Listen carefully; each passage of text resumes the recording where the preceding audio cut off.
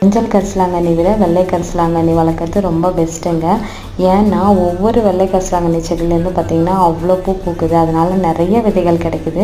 விதைகள் கொட்டுற இடத்துலலாம் பார்த்திங்கன்னா கொத்து கொத்தாக வெள்ளை கரிசலாங்கண்ணி செடிகள் வளருது. ஆனால் இந்த மஞ்சள் கரிசலாங்கண்ணி கட்டிங்ஸ் மூலிமா வளர்கிறதுனால கொஞ்சம் டைம் ஆகுதுங்க.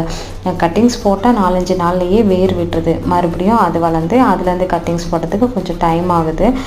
நம்ம hair oil, Kajal, hair dye இதுக்கு எல்லாத்துக்குமே பார்த்திங்கன்னா ரெண்டுமே சீக்கிரம். அதனால் என்ன ஆகுதுன்னா வெள்ளை கரிசலாங்கண்ணி நிறைய போடுறோம், மஞ்சள் கரிசலாங்கண்ணி கொஞ்சமாக போட வேண்டிய மாதிரி இருக்குது. இதுலேயும் விதைகள் இருந்து தான் நம்மளுக்கு நல்லா இருந்திருக்கும். ஏன்னா அதே மாதிரி ஈக்குவலாக நம்ம சேர்த்துருக்கலாம்.